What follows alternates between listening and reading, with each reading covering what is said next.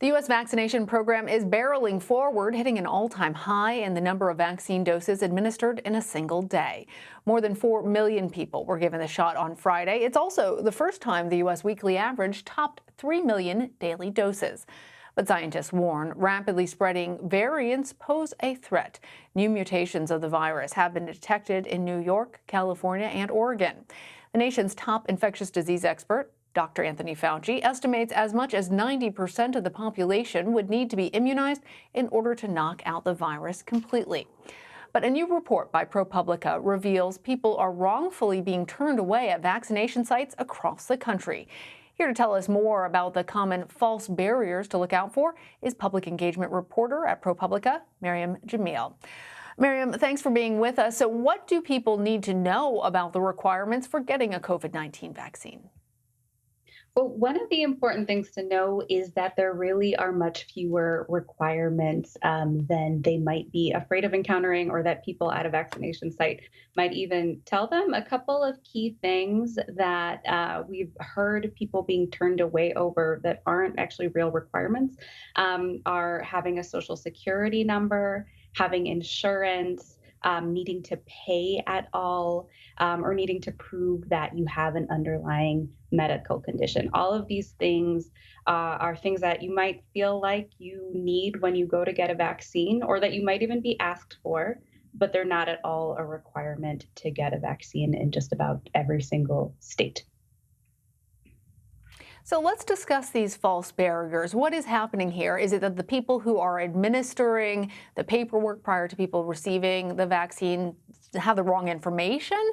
Or is there anything more nefarious going on?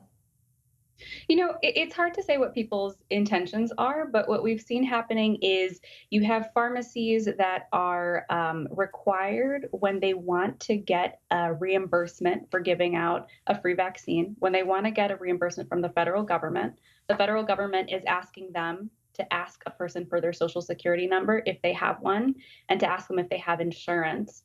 And so I think that is where a lot of the confusion comes in, because they're required to ask. And so some of these pharmacists, I think, have thought, or people who work at, say, a CVS, have thought that, okay, my computer screen is asking me to ask you for this information, so maybe it's a requirement. I think there's a miscommunication. The rules for eligibility, like we've seen, have changed so quickly that it's hard for people to keep track of them, even the folks that are administering the vaccines themselves, let alone the general public that is, just trying to get themselves a vaccine, which isn't the easiest thing to do, even as eligibility expands. So there's miscommunication. People have been saying that they see a pattern of, racial discrimination. We did see that several of the cases we heard about in Maryland, all of them happened to people who were Black and brown, people who were immigrants. And so that might be a factor at play as well. The important thing to know, though, is that if it happens to you where you're asked for a social security number, and it's insisted upon that you provide one in order to get a vaccine, just know that that's not a real requirement. The CDC has a pretty good frequently asked questions page that says clearly, that you do not need to have any particular immigration status to get a vaccine. President Biden and the Department of Homeland Security have all said the same thing. So this is a very widely proven thing, even if occasionally there might be people administering vaccines who aren't on the same page. So Maryam, let's be super clear for everyone. The vaccine should be administered without cost. You may be asked for your insurance information and for your social security information, and you should obviously feel free to provide that so that the people administering it can be reimbursed. But if you don't have that, or if you aren't willing to give that information out, you should still receive a vaccine at that moment. Is all of that correct? That is all totally correct, yes. So if somebody is denied a vaccination or they receive a bill in the mail, who should they be contacting for help? So let's see, there are a few different things you can do. If you receive a bill in the mail, try calling the party that billed you. We did have somebody, actually, the mother of one of our staff members received a bill in the mail. And so we went through the process of contacting the company that billed them. Basically telling them, this is not the way it's supposed to be. Why are they being charged a fee here? It was like a 70 something dollar fee. And then the company realized it was wrong and they were like, actually, this was a mistake and we take it back and we apologize. We're taking this down off of our website where we're saying we're charging fees. So pointing out to people that this is wrong and asking them why is, I think, the way to go before paying. You shouldn't pay at all. And if somebody is asking you for a social security number or insurance and insisting that you provide it, we've seen people do a few different things. One, if you're not comfortable advocating for yourself, if there's somebody you can call, maybe let them know ahead of time that you're going to get your vaccine, and if you need help, you want you want them to be there on standby. Asking for help, just really standing your ground is something I've heard advocates who have intervened for others.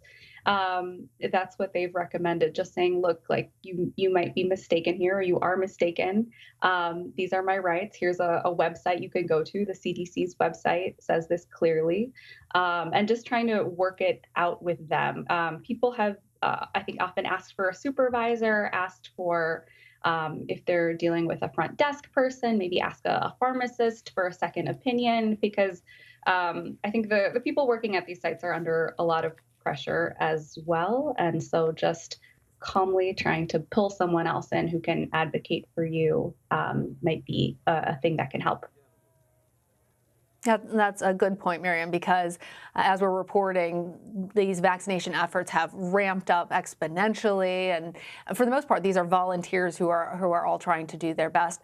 I want to also clarify, though, there are several states that still have requirements regarding age, regarding occupation. Is it fair to be turned away if you don't provide that appropriate documentation, or should anybody who shows up to get a vaccine at this point? That's a good question. Yeah, there are many states that have not opened up eligibility to everyone. If you are eligible, like if you are old enough, if you have the right underlying condition, if you have the work type that is eligible, you should be able to get one.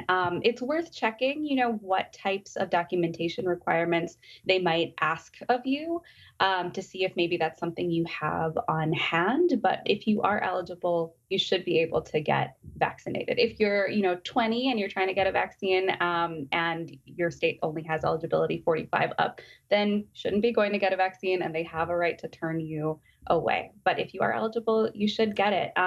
One tricky thing that we also reported on is underlying conditions have been a factor that a lot of states have had as a requirement at some point to be able to get a vaccine. And we asked every state, like, what do you actually need here to prove this? Do you need to prove it? Because we were hearing people say, like, oh, I don't have access to my medical records. And we know a lot of people don't have medical records. They don't go to doctors. Maybe they don't have insurance, so it's too expensive. So we asked every single state, and every single state except Florida and Delaware didn't actually have any requirement to prove anything. You just have to self-attest. It's an honor system. Exactly. It's an honor system. And this week, Florida and Delaware are opening up to everybody 16 and over. So that shouldn't be a concern in the coming weeks either, if you live in those states. But it's tricky because there's just a lot of this hasn't been communicated clearly. We looked at every website and only a handful told you what I just said clearly. And so a lot of this is just poor communication.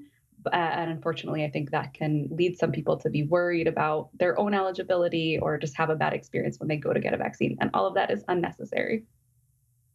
And it might dissuade people from even trying to get the vaccine, even though they are eligible. So all of this is very helpful information. Just very quickly before we let you go, how widespread did you actually find this problem to be? Was it just a handful of people here and there that were being turned away, or was this actually slowing down vaccination efforts in any cases? It's hard to say. So let me give you an example. In Maryland, we heard from an advocacy group that was signing people up, mostly people who have English maybe as their second language or don't speak English.